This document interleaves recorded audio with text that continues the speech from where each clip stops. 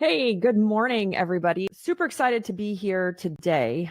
And we just talk about life, business, entrepreneurship, kids, marriage, how these are all integrated, whether we want them to be or not. And they actually all affect our business. I mean, we just had this conversation the other day. Your personal life affects your business, and business, even if you're an employee, business affects your personal life. But we are jumping on, and we don't really have a set topic for today. For some of you guys, do we have a set topic? I was gonna say we did that by design. Yeah. That's the topic. Bring your questions. We're monitoring live, so bring your questions. We're happy to answer them, and we can just chit chat. I wanted to share with you guys, like, I had the absolute best, most amazing, transformational week last week. Absolutely amazing. I went through BUDS training, which is the Navy SEALs something. Oh, I can't even remember. It's like underground explosive something training. I don't know. It's a Navy SEALs training. I went through it last week in San Diego. And my God, I learned so much. I did it on my birthday. It was so hard. I literally forgot that day was my birthday, because at the end someone was like, how's your birthday going? I'm like, I literally didn't remember. It was so physically like hard. But man, it taught me a lot of things. Like, it doesn't matter your age, because I outpaced some of the younger people. Mm-hmm. It didn't matter your gender, because I outpaced some of the guys that were younger than me as well. It was all about mindset. It was mindset over like anything else. Mindset over exhaustion, how physically tired you were, how you hurt. It was all mindset, and it was a great experience. And it was physically like, I think I hurt for days after that. Yeah, there's usually I always call it like the 2-day kickback.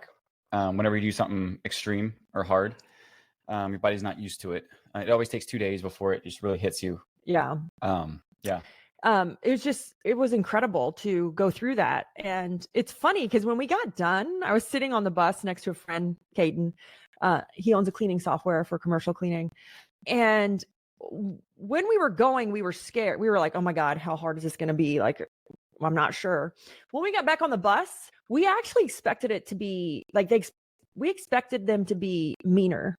Because we had like built it up in our head. So we expected them to be meaner. And we got on there, and like, I mean, they were pretty mean, and they yelled at us. And no matter what you said, it wasn't the right answer. And you had to go back. Like, they kept saying, go to the surf. And you had to go and dunk in the water in the ocean. And it was freezing, and you're full of sand, and they time you. And if you don't make it back in time, like, you got to go back to the surf, and you're only as good as your entire team. And you had to communicate, and there were captains. I mean, it was amazing to watch, but it also was amazing to see that, like, is that what your team feels like sometimes? Or if they don't have a great leader, are they running back to the surf every time? Like, to it made cold plunging look like a freaking piece of cake. I mean, I've done cold plunges. This was like elementary compared to the difficulty of like sitting in a cold plunge. Yeah. But it was absolutely, it was amazing. It was fun. It was hard. At times you wanted to give up, and you couldn't, because if you did, you hurt the team. Yeah. And I did a different kind of BUDS training at home with Yaya. Yeah.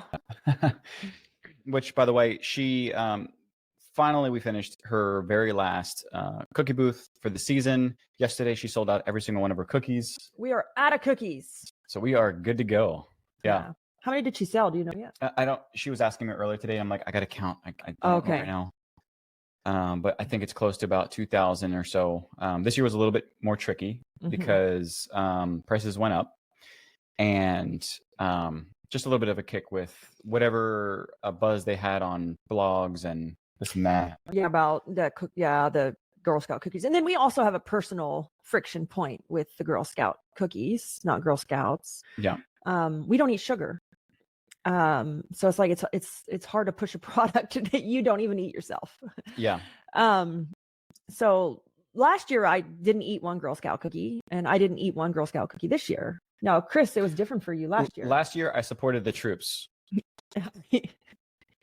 So, Yeah, let's say lots of Thin Mints and lots of regret after eating too many in one time. But no, it was great. Had some people last minute that we know text us and say, "Hey, I want 15 or 20 boxes of cookies. Can we meet?" Yeah, absolutely. So lots of things going on this last weekend. But after that weekend of the Budge training, that was like, it goes to show you the mindset and emotional strength that you either have or you don't have. And then when something bad happens in business, like it doesn't compare to like the emotional and physical toll they put you through over here. Then when something happens, you're just kind of like, yeah, no problem. At least I don't have to dunk in like 30 or 40-degree water and run to the shore. It felt like a football length away, and the tide was going out. So every time they made us run back to the water and you had to submerge in the water, it felt like it was getting like further and further and further away. I was like, oh my God.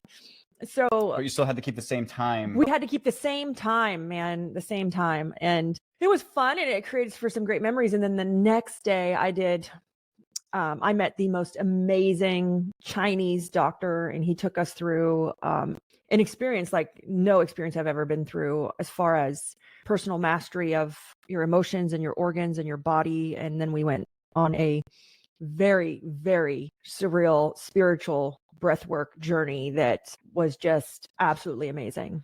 So I had a great weekend, even though I wasn't able to spend it with you guys because it was my birthday. Yeah. But I spent it with my software family. So it was great. And then, well, I wanted to circle back to, I'm a little bit envious of you in just being able to have such an extreme experiences that really kind of, still your mindset that just lock you in. And so I love that you can do those. And I'm eager to get those for myself as well. Those heavy experiences. Yeah. Well, the first thing I did when the Budge training, you probably could not have to do. Yeah. I don't know if you should be jealous of that one. I hurt for days. But the one with, I think is it Preston? Dr. Preston, Kevin Preston. That one was so amazing and transformational. First thing I did was ask him, I'm like, do you do this anywhere else? Like, can I bring my husband? It was amazing. And, I love leading by example. Yep. And then, because I don't know, would you have done breath work prior to learning about it? So a lot of people are skeptical about breath work, especially. Go ahead. You said prior to learning about it? Prior to like me experiencing it, was it something that like you sought out? It wasn't something I sought out. I didn't even understand it. I'm not going to say I sought it out, but I was really curious about learning about it. And so I understand the power behind it. So I think that, yes, I would have probably sought it out or did it, but it was just, there's some kind of magic behind, breath work, or even the idea of how you control your body's like internal mechanisms, with breathing and stuff is like, and you see this in every kind of meditation, every kind of practice or exercise, is when you're looking to achieve a level of focus or a level of like next level, there is always some element of breathing, breath work, control, focus. Control. Yeah. Mm-hmm. And so I think that's what attracts me is, the idea of breath work and Reiki and Reiki breathing and things like that. Absolutely. I would have probably like a year or two ago, maybe been a little bit hesitant because I'm not sure how this relates, but yeah, after I thought about it, every single thing, every powerful movement has something to do with a sense of control with the way that your body flows and works. And I really, really like that idea, especially with breath, like breathing, because this is something that I taught Yaya and then I practice myself, not necessarily breath work, but in controlling your breathing, how you really help to maintain your own like stability internally. I used to rock climb a lot. I need to get back into it, but just the element of these extreme acts, rock climbing by nature, I am terrified of heights, but rock climbing itself, as I learned through some motions, some practices, and actually like going up with more difficult routes, you have to do different techniques to keep yourself on the wall without slipping off. And there's different kinds of climbing, different kinds of you have dynamic rope, you have static rope. Basically, it depends on the feel and the flow of how secure you feel on the rock. But a massive part of this was in controlling fear, because if you had fear, and I think this goes in with what you're doing as well, is being able to control or adapt to that fear, because the second that you start to internalize it, that's when you start to have shaky hands. That's when you start to have sweaty palms. And you all know with climbing is that if your hands are sweaty, you're going to slip, especially when your holds get much smaller. So the magic was around finding a way to control, one, is your movements in extreme situations, and two, is control breathing and the way that your body reacts. And so I was huge on breath work with rock climbing, because you had to keep a steady breath and a very, very deep, very long cycle to your breath to be able to, one, is maintain the level of energy, have the oxygen flowing through your body, but also still not have this very sudden jolt, because if you do on very small holds, you slip off very easily. And so for me, for climbing, breathwork was huge. I then started to practice that and relate it to personal in terms of controlling emotional situations or controlling extreme environments. Now Yaya practices that as well in terms of like slow, deep breaths and breathing back out. When she's nervous, we've learned through this cookie season as well, is she went and stood up in front of groups of like 30 people to talk about certain things, to talk about Girl Scouts, let's just say, as an example. She stood up on a chair, she had a microphone. But before she did it, without me even saying anything, is she took a few moments and just kind of like breathed in really deep and just calmly breathed back out. And then she went and she grabbed the mic and she was able to talk normally and openly about what she was going to talk about. And so I think that this is massive that we take for granted, even in everyday situations. And for me also, it was how it applied to work and business is, and I heard this from people that we had to fire because I had to jump on Zoom meetings, but from people that I had to let go because they just weren't the right fit. This happened a handful of times now. I've really gotten this under my belt. But one of the first times I remember is I jumped on a call and I talked with somebody about this wasn't going to be the right fit, and we had to let them go. But the way that I approached the situation, the way that I worked through it myself, was with a calm mindset, just steady breath, really kind of pulling it in. After everything was said and done, and I delivered the message, collected their feedback calmly. They said, "I don't know how you're so calm." Like, and they honestly, they looked at me in a different light. They actually respected me a lot more after letting them go and after hearing the message of the reasons why, and honestly setting them free if it wasn't something that they truly were fired up about.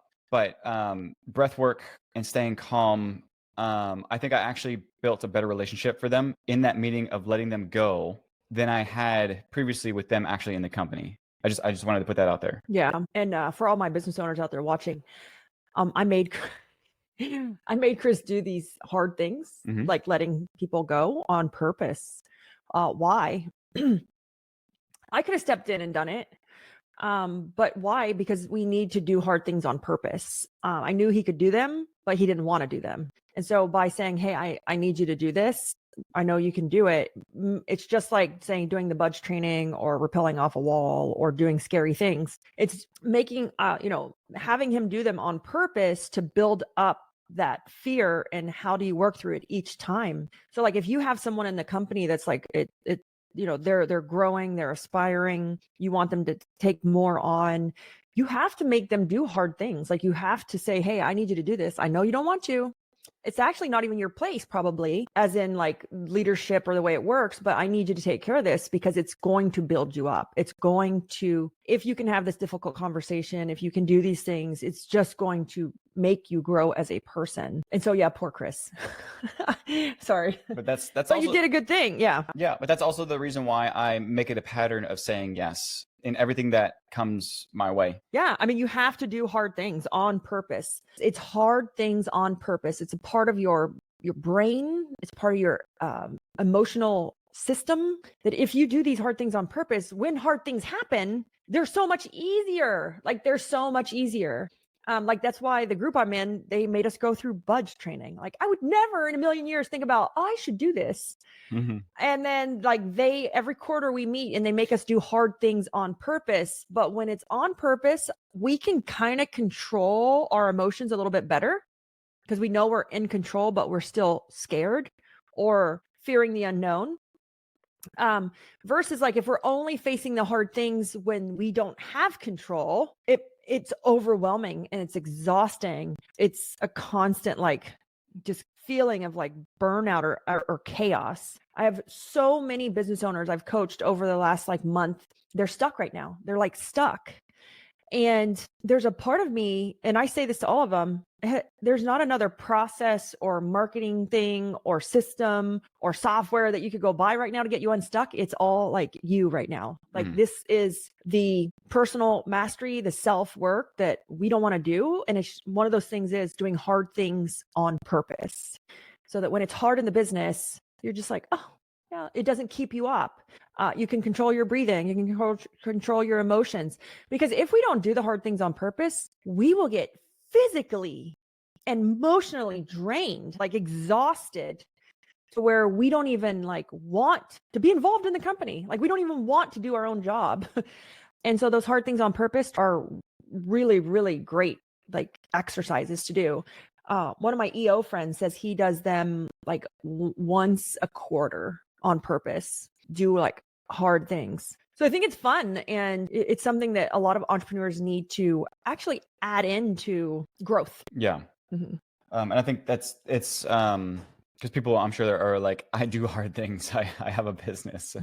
I run through chaos every single day, but it's to the extent of controlled chaos to where you're coming into certain situations with a prepared mind to know that this is going to be hard, or I'm expecting to look for something in this to control or not control. So like with the action of rock climbing is you're going in with the expectation that this is going to be hard and that it will not go right the first time, but you're keeping pace. We got our daughter here in the background making tons of noise. Making noise. But yeah, I think it's because it's much different when you're in the day-to-day because you're not as intentional. You can't be as focused with the hard things that happen throughout the day-to-day because you're not intentionally there with a calm mind because you're trying to put out fires. All I got to say is you just let the burn, like let it burn. Like we focus on so much day to day and like putting all the fires in the chaos. Just let it burn. Like let it burn. What is the worst thing that would happen if you just let it burn? What, maybe we get a bad review? Like maybe we lose a customer? But the amount of emotional investment we have in trying to keep up with the chaos, just let the crap burn down. Yeah. Because then you could have some time back to go work on preventing it from catching on fire again. But if we're always putting out the fires, we're always just going to keep putting out fires. And you have to think, what's the worst thing that would happen? I'm sorry, I get very emotional with the chaos because business owners let their companies control their emotional and mental state. You let the customers do it too, and the employees do it too.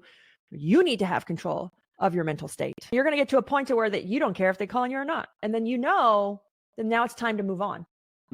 Right? Toastmasters is great if that scares you, but eventually like you're going to get to a point to where like, call on me. I have stuff to share. And then, you know what? I've graduated on, I've evolved. It's time for a new thing. And then what's the biggest mistake you see service-based business owners make? So many. Go ahead, Chris. Well, I want you to go first, but on the level of transparency, we'll talk about that here in a second. Yeah, it's probably too many to list all on this. It depends on where you're at too, like what revenue size, where you're at professionally, personally, family, marriage. But I think one of the biggest mistakes, there's a handful. One is they think they can do everything themselves, right? We suck at asking for help. We think that's a sign of weakness. We think we can do everything ourselves. We don't focus on ourselves and our marriage. Because let me tell you what, if you have a chaotic business, you cannot come home to chaos. You can't. You have to have that foundation that supports you in business, and that is your family and your life. Which is what we talked about with psychological safety. Yeah. And we talked about that in another podcast. So it's not all about the business. It's about you first, then your family, my marriage, then my kids, then my business, right? Because again, it's that whole saying you can't pour from an empty cup. We work ourselves to burnout. And then the last one I would say is we don't invest in ourselves enough. And then when we do, we don't realize that maybe we've evolved, we've outgrown what we've invested in and move on to the next hard thing. We sit in rooms where we're comfy and we're comfortable. But just like with Toastmasters, once I get comfortable doing this, I need to move on to the next thing. Like, what scares the bejesus out of me to keep up leveling me in the room that I'm in, versus like, am I staying because I'm comfortable? Growth does not come from comfort. And I think a lot of service-based business owners, I'll be honest, growth has very little to do with the actual service, right? We all know how to clean windows, power wash. Once we have a training, you can just keep repeating, you can keep hiring. It has a lot to do with culture and a lot to do with personal mastery. And you can't have a great culture in business if you don't even understand yourself. If you're not even honest with your own self and you don't know how to communicate a vision and what you want, there is no way you can build a company. Like, there's no way you're going to have culture and a cult-like following of employees. Yeah. And to that point, because culture is a very subjective word, but what I was going to say was the biggest mistake that I see, and again, I'm an entrepreneur, so I don't actually own a company per se, but being able to run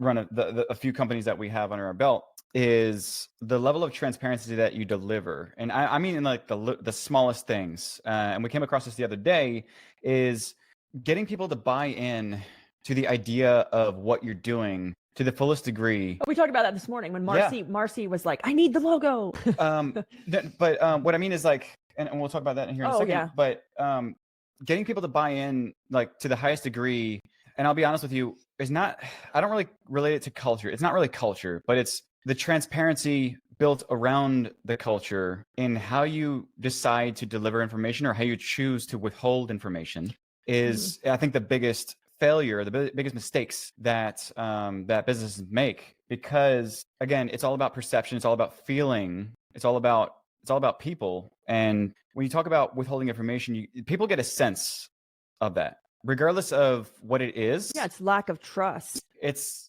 just part of it. Right. But trust isn't specifically that. It goes in with either some level of insecurity, doubt. And this again goes in with the idea of what we talk about is energy only has two forms, either constructive or destructive. But then there's the middle grounds of energy leaking. And that's where things like insecurity, hesitation lie, that really makes things a murky middle and ends up hurting you in the end. But when you withhold information, there's this feeling that happens that you can't really pinpoint or touch. When you withhold information, people have a sense of it. And every time that you do that, you lose buy-in, you lose trust. You actually take an emotional withdrawal out of their bank account in very little increments. So this is something we talk about all the time in Recruit. This is Chris's saying, like, emotional bank account, and when are you withdrawing and when are you depositing? And so every time you break that element of trust, meaning that you intentionally decide to withhold information from somebody, is the moment that you start to take deposits, take withdrawals from that emotional bank account, and you're not even realizing it. And now there's the other person on the other side, but they just get a sense or a feeling that keeps diminishing in terms of how they see you, how they perceive the company, and that really gets into the idea of narcissism, where you start stacking on these mistruths or these false expectations, and it starts to stack up to where it gets out of control. And then you realize, oh my gosh, so-and-so is quitting and stealing half my customers, or this and that, It's because it stacks up over time, and not having full alignment, transparency, everything that you're trying to, I guess, lock in with that 1LD lifestyle. So, and we're going to go to one layer deep, right? One layer deep. It's the action before the result. And so we're like book prepping. Libby, I'm going into like book prepping mode. Oh my God. And we're having to media train and get things ready. And I have to get really good at explaining things as far as like, what is 1LD? And I told Chris, like, 1LD is one layer deep. It's the title of the book that we're coming out with. Not the kids' book, it's the business book. It's the life book. It's focused on business, but it applies to life. And one layer deep, it's so transformational, the thought process around it. And I told Chris the other day, I said, this one layer deep, if you're not doing this, you're exhausted because you can't remember the information that you withheld, that you shared, Did you over exaggerate? Did we under exaggerate? Did I make sure I don't show this person the financials, or they can't see this, or don't show my cleaning technicians what we charge? And it's like, it's exhausting. And One Layer Deep has to go into business, family, personal, and it's a level of transparency that creates simplicity in your life. And when you were talking about that, it reminded me that morning when we were doing our morning date, and I said, One Layer Deep, because of the way I run the businesses and the way we share things, it's the opposite of exhausting. I'm not tired. I'm like, oh my gosh, I can't share this or that. I'm asking the employees, send me the Stripe report, send me the P&L, send me this, send me that, because there's nothing that's off limits for anyone. And it's so freeing to think of that mindset around if you're not and it takes time. I didn't wake up and say, I'm going to share everything with everybody. It's a level of confidence that I had to have in myself and the businesses and in our team. And to Richard's question, like, what's the one thing that you think you're missing, or what's the service-based business owners are doing? It is the ability to build great teams, like, is one huge thing. I think as an entrepreneur, we lack trust because we've been burned so many times. And that goes back to us doing everything and us taking on too much and us not focusing on ourselves, because then we don't have time. But it's, how do I build a great team with transparency and trust and raise them up so I don't have to do it anymore? Like, if you're a true entrepreneur, you cannot work in the day-to-day. That's why you're burnt out. But we don't know how to hand it off and delegate. And I posted yesterday, when I posted the saying, the saying was, if your systems, if maintaining it is a struggle, the system is broken. It's broken. And, I think that this is one thing that we struggle with as an entrepreneur, is like, how do you make this all cohesive, right? How do I trust my team? How do I do self-work? Because if you have a great team, you have no issues with quality, with customer success, you have no issues. Like, there's some expectations that can't be met. That's normal. But you don't have like a quality issue when you've built a team that will follow you to the ends of the earth. Do they miss the top of the refrigerator? Yeah, every once in a while, but they don't do it on purpose. And then it fixes so many other things. And this morning we had a talk. I said, Marcy was over yesterday, helps with the Fort Myers location. She runs the technicians. And she came over yesterday to train our daughter, our 6-year-old, how to clean, because we're going to do a Kids That Clean series. And I was talking to her, and I was like, oh yeah, like, we're going to take the whole Woot Recruit team to Mexico City to meet. We've never met. So I own a home service business and I own 2 softwares. The Woot Recruit team has never met in person. We are totally a 100% remote company. We're meeting for the first time. Together in person. And I told Marcy, and she works and organize it. And I said, I'm leaving on this date to go to Mexico to meet the Woot Recruit team. And she's like, oh my gosh, I need to make the swag. We have our own embroidery machine, and she works for Organize It.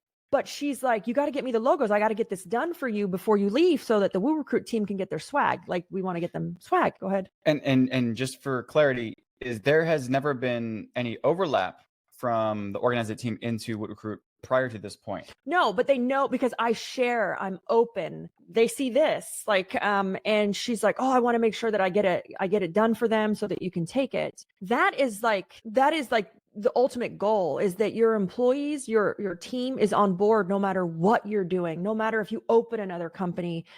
Because when I first started this, there was a part of me that was embarrassed that, like, I left Organize It to go focus on Woot Recruit to build that. And I was almost like feeling shameful that I wasn't over there anymore. And I have since learned that was my feelings, not theirs. What's the big mistake? And I think it's building great teams, but we can't build great teams until we build ourselves, because we can buy, like, hey, like, I need a solution for training, or I need a CRM. Like, we can buy those things. I've met multi-millionaires that didn't have a freaking SOP or a doc or a process. They didn't even know their numbers, but they were great at communicating. They were open, they were honest, and they could build a team. Man, they could build a team. And then meanwhile, like, we're over here trying to, like, make it more complicated, which creates resistance, which stalls growth. Can you give an example of overcomplicating? And I wanted to circle back real quick on that, because you talked about and again, the words intention, one layer deep. And again, one layer deep isn't just a systems based concept. It's actually a mindset framework. And it's all about getting it to the action before the result. And this goes in with mindset as well. And how you communicate is being able to have that extremely fast transfer of your intention to somebody else. It has to be one layer deep. It has to be extremely simple without overcomplicating it. And the best way that I can explain this, there's a great book, Thinking Fast and Slow by Daniel Kahneman, I think. But he has a lot of different concepts in there. But one of them is, we've heard it before. It's like instinct versus thinking. It's the high road versus the low road. It's habit. It's the low road being basically what is natural to you versus having to pause, process information, and deliver it. That is when things slow down, because it's like as if you had to take a detour on a road. You're on the highway, again, high road, low road. You're on the highway, you're driving 70 miles per hour in a straight direction. But if you have to go off the exit and go wait at a stoplight and then get back on the exit and merge, think about how much time you're wasting as opposed to just staying on that gosh darn freeway. Interstate. 80 miles an hour in Oklahoma. Because you have to 75. Yeah, but because you have to think about, hold on, there's an exit coming up. Let me slow down. Let me turn. Let me go ahead, and there's a stoplight. It's red. Let me stop here. Let me wait a few seconds. Let me go. That's the same thing that you're doing when you intentionally withdraw information, and then you have to keep track of what information you're withdrawing or withholding, because you're trying not to hurt somebody's feelings. Yes. But the thing is that it's not somebody else's feelings that you're hurting. It's your perception of their feelings and the fact that you're caring too much about their feelings as opposed to the bigger picture when you're doing that. What I realized with myself, and this is something that I've been doing a lot of self-work with myself, is my biggest self-sabotage was caring too much, or the idea of what I thought people thought about me. I've said this before. It's not what they actually think. It's the idea of what I thought they thought about me. That's a lot of thinking. It's That's a lot exhausting of thinking. right now. It's like taking 4 exits in one. I'm tired just hearing him say that. It's like taking 4 exits in one, and oh my God, it was slowing me down. And it was causing me a lot of stress and anxiety because I had to take the high road, and I had to stop every single time to try to figure out that conflict. But once I realized, with the courage to be disliked, it's like, as long as the greater purpose or my vision or my drive or what I'm trying to work towards, as long as I'm extremely transparent and open about that, whether somebody chooses to follow me or not is their problem, not mine. And so I think that's what I'm getting at with overcomplicating. The idea or example of overcomplicating is, it's the idea of not worrying about what other people think of you, but it's taking action with a vision or the passion or the drive and sharing that concept, sharing that idea. Yep. And whether they buy in or not is not your problem, it's theirs. Yeah. I want to read to you guys so I'm going to read to you what like one layer deep, the framework means, so that you can think through this process, right?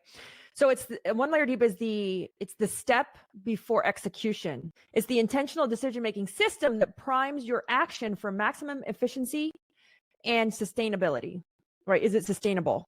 Can we do it? So the principle is, if it's not one layer deep, it's too complicated. It's too complex to sustain. And so why does this matter? Well, so we all know that buy back your time is huge. Dan, love Dan. But this is before that, because before you can buy back your time, you need to make sure you're not buying back inefficiencies. Just got off a coaching call this morning with someone who I had run through our time audit analysis, and he fired 2 VAs. He was like, oh my God, it was Libby, I was mortified. I said, I told you, when you do this, you're going to be mortified, because you could have someone at $7 an hour and you're like, oh my God, I got 3 remote people. But if they're inefficient and what they're doing is not like, what is the action before the result? Everything is so clear and transparent.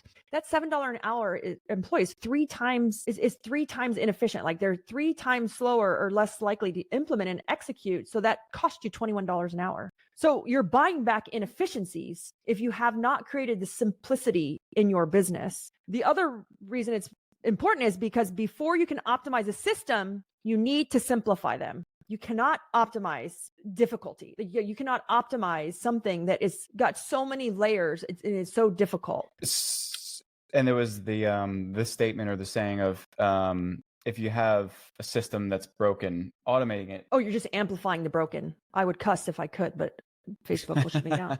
So like if you're automating, everyone is like, I want to go find something to automate, blah, blah, blah, or like ClickUp or this or that, or like high level. And if you don't have a good system, you're just amplifying the crap that you have already. So like automation sometimes isn't the solution and sometimes it is. The other reason why this is important is before you delegate, you need to clarify on what should be delegated, right? What should I delegate? I just was talking to somebody the other day and they're like, I delegated something off, but it was what I like to do. And now I'm doing the part of the business that I hate, right? One layer deep, like what is the decision-making framework? What is the action before the result that we're looking for so that we can achieve it? And then before you can execute, you need to ensure the decision is primed for success. That just means like, what does success look like? You need to know, what is success look like? What is it? I found out something about myself this weekend, and now I know about like why I have struggle. So anybody here ever have a really hard time envisioning what the future looks like? Like you can't close your eyes when you go to like places or you're like with coaches and mentors and they're like, oh, close your eyes and imagine what it would look like if you had $10 million. I can't do that. And I would walk through the process in my head, but I really struggled with this whole priming for success. What does good look like? Well, I found out this last week that I have the inability to imagine. It's called aphantasia. And so only 2% of the population has this. And it's like when you close your eyes and they ask you to see a red apple, like imagine a red apple, I see nothing when I close my eyes. It's always just black. I think of the red apple and I think in my head, well, the apple's red and it's round, but I don't see it. And so for a long time, I couldn't figure out like, why can't I envision the future? Why can't I see myself as a New York Times bestseller? I want it, I write it on paper, but I have a very hard time visualizing it. And I learned, well, that I have that, it's called aphantasia. You can look it up. And so there are other things that I have to do to ensure success, right? Prime the result. What is success look like? So I can envision it. So then I can't verbally explain it until I write it down. And so sometimes we delegate things that we don't even know what good looks like. We haven't even envisioned or explained to the person we're delegating it to what outcome are we looking for? Because maybe you can't see it, maybe you can't envision it, or maybe you don't even think you're worthy of success. That's a whole nother topic. But the principle of one layer deep, it applies to hiring, organizing your home, your life. It applies to relationships. It even applies to how you communicate with someone. I mean, have you communicated with someone that they make it so complicated and confusing versus like, what is the action before the result? Simple, like one step to get to the result. And so it is, and my favorite one was, you cannot buy back your time without doing this because you're buying back inefficiencies, which is insane when you think about it. And that's probably why for the majority of people, when they go to outsource, like use nearshore and offshore people, it doesn't work. It's not the VA. It's not the person. It's you. It's how you communicate, or we've overcomplicated it. So I'm off that soapbox. I was trying to go back to the questions. Yeah. No, I mean, it's all about alignment, one layer deep, the communication, all of the above. So it's a principle that I've applied, and it's coming out like with the book and the rebrand. And that's why I was like, the podcast is going to be deep. And someone says, is it always that deep? It's always that deep. Like in business, I mean, like how many processes can we buy? How many can we make? How many training systems can we buy? We can buy a ton. That's typically not what's keeping us stuck, guys. It's typically like self-work, communication, overcomplicating, lack of trust is what's keeping us stuck. Yep. And I think that's something that with in creating the one layer deep, the book, the framework, the ideas around it, originally, I think it started as business focused or systems focused. Well, yeah, because I'm a systems focused person. Yeah. Like if you guys could see the walls back here, they're plastered with paper with drawings. Because again, I've figured out why I draw. I can't imagine it. And it's like the wall is covered with like processes. But every time we looked at a process, every time we looked at a system, and I think when you looked at it and you determined, is the system working or is it not?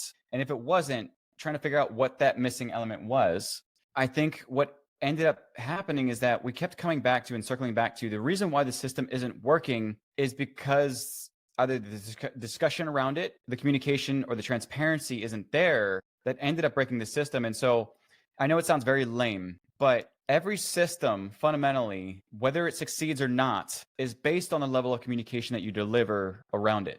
Mm-hmm. And that could be either through paper, through automation, through you actually like talking through it or selling the idea. But fundamentally, systems will break without the right delivery of the information, without the right communication. And again, I think that's where fundamentally the one layer deep concept comes from. Is it all circles back to personal. It is. And it's personal. And you keep working on like yourself and your mindset, and you learn to communicate much better. Like you learn to communicate what you're like, what do you want and how do you want it? And what's it supposed to look like? Before, I struggled. I was one of those, let me just do it myself because no one else can do it as good as me. But that's not true in business. We can't grow anything. We're just creating more and more friction. So I will say that, I'm super grateful to like the things that I've been put through and learned. And now I feel like I need to take Chris through those things. I've been able to pass it on through me but now it's like, okay, now you need to learn these things. But these are the things that we don't want to do. I say this all the time. Like last weekend when I was in San Diego and we were going through like BUDS training, and we were going through the guided meditation that was literally like an out of body experience meditation. For 3 hours, we were in a meditative, like probably 2 hours, we were in a meditative state. We were in there 3 hours altogether.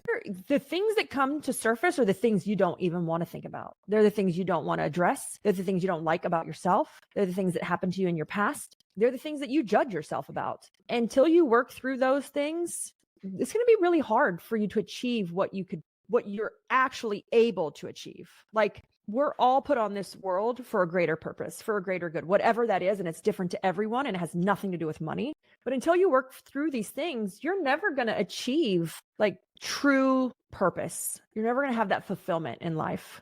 And like when I was in San Diego, I worked through the exercise and I told Chris, and he was great.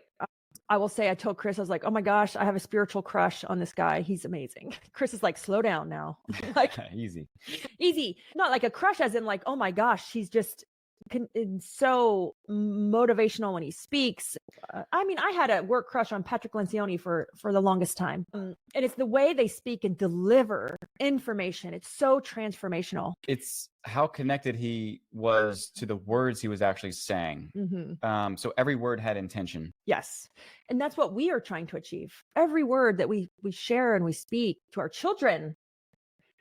Man, for all of you moms out there, I see a lot of you on here. All this work, who cares about my business? Sorry to our business team. All of this work has made me an amazing parent. Like that alone, how to communicate, how to trust my kids, how to let them self-manage, how to get them the one layer deep information, how to hold nothing from them. And it changed the way I am a parent. I'm an amazing parent. And I have to say, with my older son, Billy, I was a horrible mother. As in, I wasn't abusive. I was a horrible mother, as in, I worked hard. I was short-tempered. I was young. I didn't even understand myself. And so that didn't make me a great mom. That just made me a very snippy mom. And looking back now, I'm like, and it's never too late to repair those relationships. Now I have a great relationship with my son, my 26-year-old, and he seeks to me for advice. He calls me. He's like, Mom. And then I'm like, I'm not trying to tell you what to do. He's like, no, please tell me. You've never been wrong. And I was like, what? Are we recording this call so I can use it against you later? But like, business aside, that's a perk. The real thing that mattered is it changed the way I parent, and it changed the way I communicate with Chris. Yeah. This is an exercise that I went through myself. One in my, what I'm going through, because we parent through phases. It's never black and white, good parent, bad parent. It's never that case. And we parent through phases. And the hard part about this is, let's just say you have a handful of kids, you have a few kids, and each one of them grows up in a different era or a different phase of you, a different version of you. So all three of our kids are 10 years apart. So they had huge versions of me. And it all depends on where you're at personally with yourself in that moment. And the way that I took this back and I carried it back was where I first felt it was with my own parents. And I want to say most prominently was my dad, because my mom, she was a Latin mother. So she was, again, her focus was purely on, are they alive? Are they fed? Do they have a house? That's it. She loved us to death. But again, traditional care there. But my dad, he had different versions of him that he worked through. We had 4 kids, so I had 3 brothers and sisters. There were 4 siblings. 4 siblings. So with a pretty decent spread between all of us, probably spending about 30, I'm sorry, like you guys are 10 years. No. 10, so 10 years apart spread from biggest, oldest to youngest. But each one of us, even at 10 years, there was different versions of, I just want to say my parents or my fathers and what they were going through. Started off, I think, and I say this sadly, like my brother got the worst of it. And my older sister, again, went through a different version, different phase. And she saw different conflicts. She saw different things growing up that I didn't get to see, but I saw through secondhand in how they grew up. And I started to trace this back in why they are how they are. My siblings, my How did you sisters. trace it back? So I went through the exercise. I actually sat down and I before I talked with my youngest sister, because I did that recently, I went up and I voiced every single thing that I had, full transparency, and unloaded everything that I was feeling about how I grew up. Because again, my youngest sister, she was literally the parent to me, because I went through the very last version of my parents and my father in how he parented, which was purely on the spectrum of authoritative to more of a liberal, open, free. He kind of let us do as we please, but that's where my youngest sister, was the one that was the pure parent to me, because she took the other spectrum of what he was lacking in that version of him. And so she ended up being the more authoritative, the authoritative version. She didn't know it. But what I went through is I went through the exercise of voicing it myself, sitting down with that person and unloading everything that I felt, and asked their perspectives in an open and honest way. I asked for their feedback. I did the same with my dad at one point, asking about my brother and sitting down and talking with my dad, and say I would, because my brother again was diagnosed with paranoid schizophrenia. I think he got the worst version of my parents. Not that they were doing anything wrong, but again, it's just a different atmosphere, a different sense of how you parent. And that's the reason why I got a completely different spectrum. With your parents, like what you were saying, your brother got the worst version. And with Tammy, your older son, and Tammy, I'm right there. My oldest son got the worst version of me. But one, I do all this, like we do all this self-work. I'm in a business group and it's all like self-work. And they had a speaker and he said something to me that like really changed the way I think about this. And it was that your parents only knew what they knew at the time they knew it. And typically they don't mean to do it to you on purpose, but you take it on purpose. But they only know what you know. And you have to separate the fact that they're a mom from a person, right? So they may be a better person now, but yes, they're your mom, but they're also a person, and typically morph them together, and they're 2 independent things.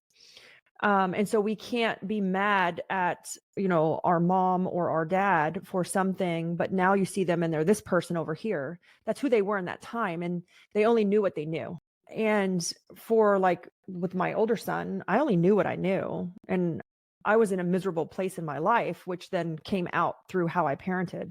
And your dad was the same way, like in a miserable time in his life. And what I came to terms with myself, there's some ways that you can help to kind of, I guess, remove that guilt or that shame if you have any.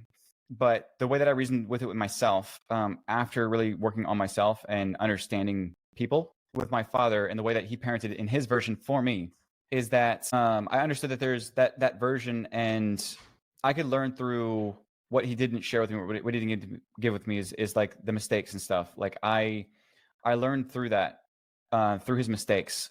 And what I found with applying this to the kids, because I have different versions of myself, even with Billy and Austin and Yaya, the way that I can cope with it and the way that I feel, oh my gosh, Yaya's going crazy. The way that I can come to terms with it myself is that I talk about it. I'm open about it. Yeah. She goes, what if you were parented by a parent like this? And so how do you deal with that? So if you're on the receiving end of different phases of parents, like let's just put my parents and we'll talk. Josie's on here. She's actually my cousin. So she knows my parents very well. My dad is like completely different person than when I was a child. Like my dad was the hardest working, most straight-laced, strictest, probably meanest person you could ever meet in your life. And then you see him today and you're like, who is this person? Like, who are you?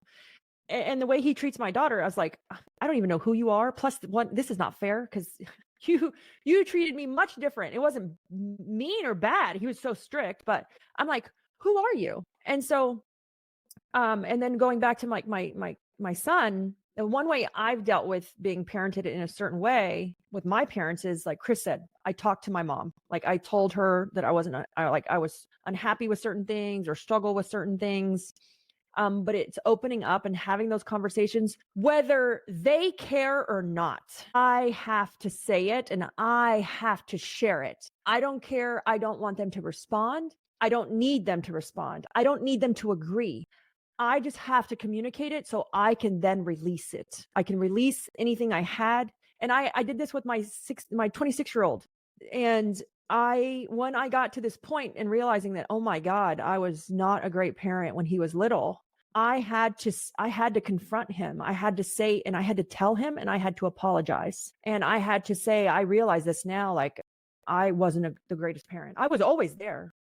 I took too good a care of him, but I also I enabled him to be certain things.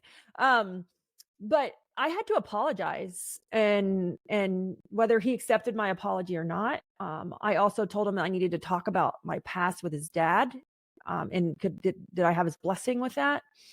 Because I couldn't get through that past unless I talked about it. And I mean, I'm in all this kind of weird. I mean, like when I did that breathing exercise last weekend, I told the guy, I said, "How can you love and hate somebody at the same time?" He goes, "Those are really strong words." I said, "I know. I'm jacked up. I'm messed up in my head because I have this sense of grief or burden that I have to like fix what I did with parenting little Bill. Then also like little Bill and Austin's dad has passed away. And then I have like, I should glorify him because he passed away. But then there was a time in our life that was emotionally horrible for me. And like, how do you make all that work without like hurting anybody's feelings? Yeah. And then I had to realize that all I had to do is like with my kids is ask them communicate with them, share open, hey, you didn't get the best version of me. I'm sorry, but guess what? I'm here now. And we can work on that together. And it's not simply acknowledging or apologizing. You know, this is with everything, but I use the example of having a deck of cards and you have to lay out all the cards on the table and you cannot care which ones they choose to pick up. But at least you've laid the cards out on the table and they're there so that they can be the ones to pick it up themselves. This goes in with how you explain and how you confront the idea of if you messed up in vivid detail in specific cases, understanding or explaining that you understand that I messed up over here, and over here. And that's when you can start the process of recovery or asking for forgiveness. But if you, again, with the idea of one layer deep with transparency, if you have a general or a vague assumptive apology, it will not get you anywhere until you lay those cards out on the table. Again, letting them when they are at a point in their life where they can pick up those cards, they will pick them up. Yeah. But you have to put them down. And I think when Chris is saying putting them down, that's when I say like I had to share my feelings. I had to share what I was going through. I didn't really care if they were ready to receive it or if they wanted to receive it. I just needed to put it down so I could take that off of me. I could stop holding that inside, because one of the things I just figured out like this week is I hold a tremendous amount of grief over like the death of my ex. And I'm like, I don't understand why it's so heavy, so hard. Like that whole, how can you love and hate somebody? And we talked about like how, and I feel like with the kids and his mom, And then there's poor Chris here watching me deal with all this. And I finally figured it out. And I put those cards down now. And I'm like, oh, I'm free. And the grief comes from not him, not the death, not even the issues we had or the like abuse that went on, because I've worked through that. It's mainly because he had his own demons that he was working through as well. I don't think he was a bad person. I think that he struggled emotionally and supplemented it with alcohol. But the grief, I realized, comes from everyone around me in my, like, over the years saying like, oh my God, you were his one and only. Oh my gosh, he would still be alive if you stayed together. Like, oh, if you, like, you were his everything, you were this, you were that. Like, and I'm like, oh my God, that is a lot of like grief to carry. And then I told Chris, I said, I've figured out why I felt like he had a piece of me, right? And this is not parenting. This is just, how do you put the cards out on the table? And it wasn't true. It was actually like friends and family that were keeping me grounded, that because of what they were saying to me. It wasn't fair that they were saying these things to me, but they were saying them to me. And it was like, it's like it hooked me to that event or that time in my life, and I couldn't let go of it. And so one of the great things that I learned is there's hooks and cords, right? Can someone hook into you? And as you're trying to climb this mountain in life or in business, you're pulling all that with you, right? Or there's cords, like there's a cord, there's the connection here. And do you need to cut that cord? And so until you put the cards on the table, you're going to always have those hooks and cords. This comes from Dr. Kevin Preston. You're going to have those hooks and cords. And that's why everything feels so hard or heavy, is because they're hooked into you or you're dragging them along. And then once you put everything on the table, whether it's your parents or your kids or your marriage, it's always going to feel so heavy and hard until you take those hooks out and you cut those cords. Yeah.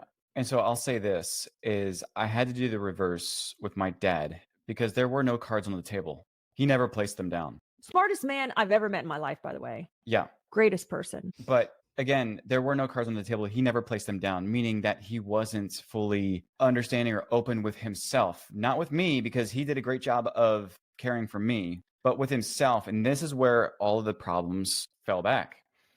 And so what I had to do is I had to construct those cards myself, which took a lot of deep work for myself to understand. Is that when I sat down with my dad, he had already been diagnosed, had stage 4 cancer. Probably at that time when I first spoke with him, because I sat down and had this exercise, he probably at that point was about 3 months from his death day. And so 3 months prior, I wrote out these notes. I intentionally flew out to him and I met with him and I spoke with him. And it was the idea of me. I constructed these cards specific to the way and the ideals that I saw in him, and especially the version of him that I received in my childhood, either whether it was lacking or it wasn't. But I told him, and I said in my message, is that I want him to be okay with the idea of passing, because I know and I can feel it and I sensed it, that there was a lot of insecurity, a lot of grief, a lot of shame that he had in himself, not in any way with anybody else. But again, I could tell that he didn't lay the cards out with himself in his final months. And so I had to tell him, and I said, and again, this is to Tammy's point, and the reverse is that I had to construct my own cards because he was not able to do it for himself. And so I told him, I said,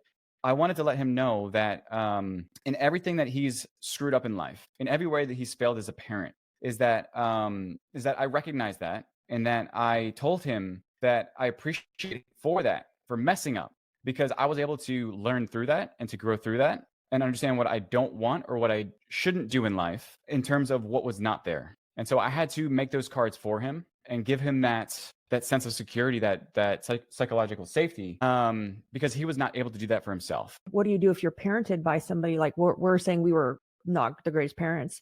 Is you do what Chris did. Like, if they're not willing to put the cards down, you have to do it for yourself. And you did it with your other sister too. Yes. You know, because for the longest time, poor Chris, he would always tell me, I was like, oh, I had a great childhood. I'm like, I don't know, because I mean, my childhood was fun. I'm not going to lie. I had a great childhood. I didn't have a great 20s. Like, the 20s were not that great for me. But I said, no, is emotionally distant and closed off as you are, like, there's something that you're not dealing with. And I, like, that's all I would tell him. And he's like, oh, but I was great. And I'm like, you keep telling yourself that because you believe it, but I don't know. Like there's something I could feel it, and I didn't ask because the second you asked Chris something, he would just close off, like just shut down. And I'm like, okay, like, and I was working through things because I'm not really working on things with my parents. Mine more came from, even though, like I said, my dad was strict and this and that, like, he was always around, and he's just a whole different person than he used to be. But mine was working through my time as in my 20s. And so I'm working through that and I'm learning about myself.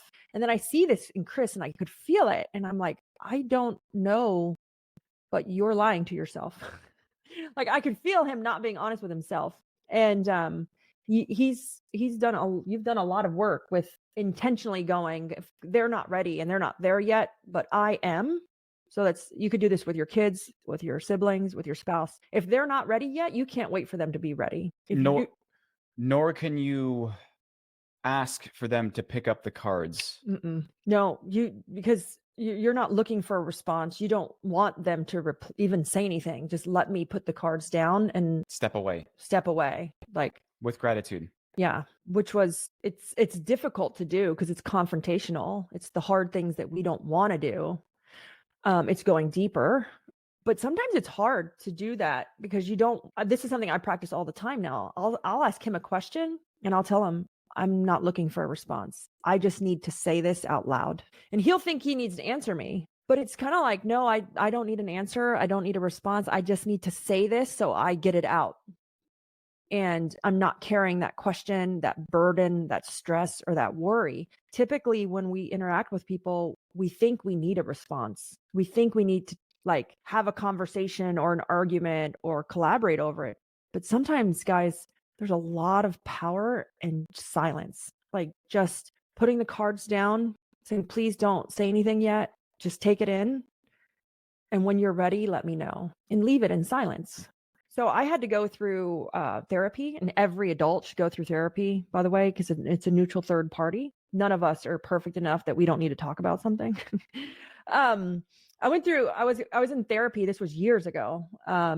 What was this, like 12 or 15 years ago? No, 12 years ago. And the psychologist told me something, and like that changed, a light bulb went off in my head. And he's like, relationships are like rocks, right? If you have too big of ones or too many in your pocket, they're going to drown you. And I was like, oh my God. And then it made me like just look around. And in that instant, I actually broke a few relationships that were not healthy. They were actually very destructive relationships. And that phrase never left my mind. And it reminds me of the title of that book. And it's so true. For anyone who's listening, it's never too late to put the cards down. But when you put the cards down, you can't blame. And you can't point fingers. It's about how you feel. It's not about casting blame or hate or negativity. It's about how I feel about this. And here's one thing that we have to remember, and I did this, is that we rewrite our past. Like we rewrite our past memories. At one time, I literally forgot, because I made myself forget, because I rewrote my past, how horrible a certain time in my life was when I was going through like that mentally and emotional abuse. I rewrote my past in my own head. And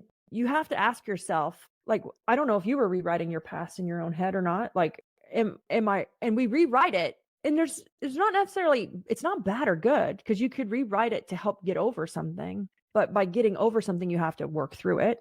You can't just like skip it. And then I hear other people talk about like the past, and I might have been there, and I'm like, I don't know what version they were living in because I don't remember it that way. And I'm like, who rewrote the past, me or them? And you kind of ask yourself, sometimes we need to rewrite that past just to get through life, like just to get through the day. But then we have to come back to work through it, what was real. Because if we don't, let's just say, like, I feel like that emotional abuse can cause depression. And if we just go and take a pill for it and like take a Xanax or something else, we're just pushing it further and further down, and we're not addressing the past, we're just pushing it down. And that's where, like, to me, disease and things kind of spawn off inside your body. It's one, we all rewrite it. It's normal, but we can't rewrite it to not address it. Yeah, we can't rewrite it so that we won't, because we don't want to face it. Or, I rewrote mine because it was, I'll be honest, it was like pure shame. of how could I have gotten myself into this situation. It didn't start that way, but it sure the heck didn't end very well. And it was almost like a sense of shame. Like, I can't believe I let this go this far. I mean, I was so like miserable or not myself that I never went home. I never went back to my hometown probably for like 15 years. 15 years from the time I left to the time, because I was so miserable. I was so ashamed of what had happened or I'd let my life get into. They're like, how could she let this happen to her? She's supposed to be strong and she's supposed to be this and she's supposed to have it all together. And I never went back. And I just kept pushing it further and further down. But then I found that like I wasn't going to get anywhere in life. I was going to continue to be a horrible parent if I didn't like address it. And this can come from anywhere. And I think everyone's like, oh, well, what if nothing that bad? I think Chris I fell into that. So here's what don't fall into. Oh, there's a time in my 20s where, like I said, it wasn't great. I was physically and emotionally abused. My ex was an alcoholic. You know, it's kind of like it was fun when we first got together. Like you're 17, 18. I knew him since I was a kid. And you drink and you have a drink and you go out and like, oh, it's a day off. Let's have a drink. And it's this and it's that. And you're like, oh my gosh, I had to grow up because I had my oldest and he continued to be 17 or 18. And their brain freezes in that time of where the addiction starts. And Chris thought that because his past wasn't as traumatic as mine, that he didn't have anything to work through because he was comparing his like past to my past. And I think sometimes we get ourselves in that like, well, I wasn't abused, or, oh, I wasn't this. Oh, I had an okay childhood. But don't compare like your trauma to someone else's trauma. Everybody's trauma is different. And it could have just been like a sentence a teacher said to you that you like totally ruined your like self-esteem. Yeah. Everyone's trauma is different. So don't compare yours saying, oh, well, it wasn't that bad. Like it was okay. We all have things to work through to get to the next level. That's mastery, right? And when you're talking about recalling memories, and freedom comes from the reframe. When you talk about recalling memories and taking in the information, I think the thing that comes from not reframing it or not getting past it all comes from acceptance with yourself and how you decide to bridge that connection between the past and yourself.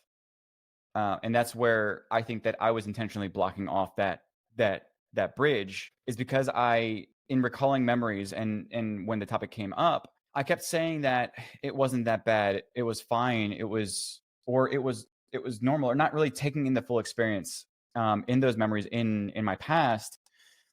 I intentionally cut off the section of me that was like with the acceptance of who I am and what actually happened.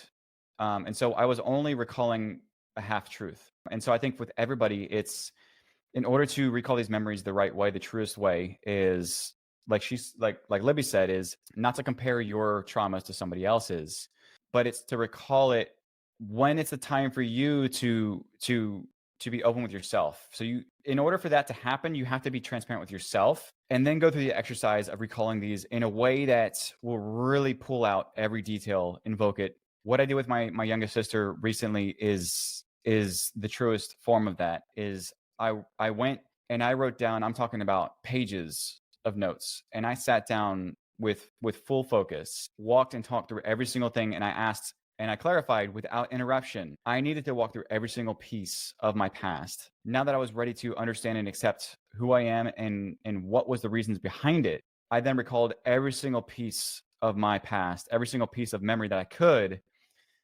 to connect it with reality, because I was cutting off that memory. There was half truth, a half recollection of that was keeping me stuck, and I couldn't get past it. I couldn't be transparent about it. I was stuck until I went through that exercise and I was fully open with myself and made that connection 100%. Yeah. I was the reframe. So there's a part of me that, let's go back to the grief you hold, the stress you have, the rocks in your pockets.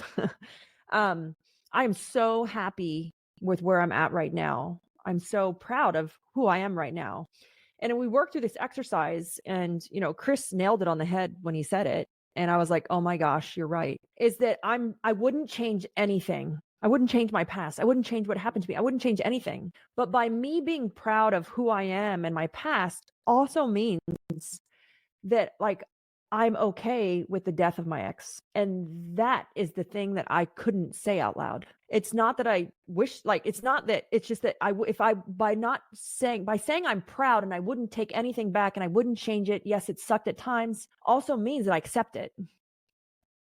And so for me, like for the kids, that like, how do I accept it? Like, how do I be okay? Like that isn't the right mind frame to be in. And then like for his mom who struggles so much with it, I'm like, how do I tell her I'm okay with it? I'm like, and it's like one of those weird things that like I have to reframing it and saying, but by you saying that, you just said that you're okay with that. And I'm like, oh my God, you're right. And I'm like, it's almost shameful to say I'm okay with it. But again, it's because it's a matter of what cards you're willing to put on the table, and so not expecting someone to pick them up. And I have to put those on the table. And so I recently put those on the table. And again, it's not blame, it's not negative, it's not gloating over it, it's just here's how I feel. And by me being proud of my past and moving forward and moving through it, saying I wouldn't change it. And it's really powerful to think about, like going back and you say, oh, I have regrets and I change this and I change that, but that isn't who you are today. And so it's like accepting it and being okay with that happening almost makes you feel bad, but you can't feel bad if you want to move through it. And for me, that was like a very wow moment of, you're right. I am okay with it and I've been okay with it, but the world won't let me be okay with it because of certain things going on or certain people that I keep around. Like, I can't get rid of my 2 kids. Like, and there's a burden that comes with it. Yeah. I reframed it, and power comes in that reframe, and how I'm like, oh my gosh, you're right. But I won't be proud of it and I can't move through it until I say that out loud. So this was a great talk, man. We went from business and processes and systems and one layer deep to totally like self-work, and that one layer deep going into transparency. And that's how we got to this conversation of how being transparent transforms not our business, but even our personal life. And how it got to here was, I said, all this self-work helped my business, but the thing that helped the most was my relationship with my kids, and probably my parents too, now that I say that, because I have a great relationship with my parents. And that's worth all of the time and money I could have ever spent in doing this work. I do post these up on a podcast network. So if you guys want to catch other episodes or the recordings while you're exercising or driving, the link is in the description where you can catch some of our other episodes. Right.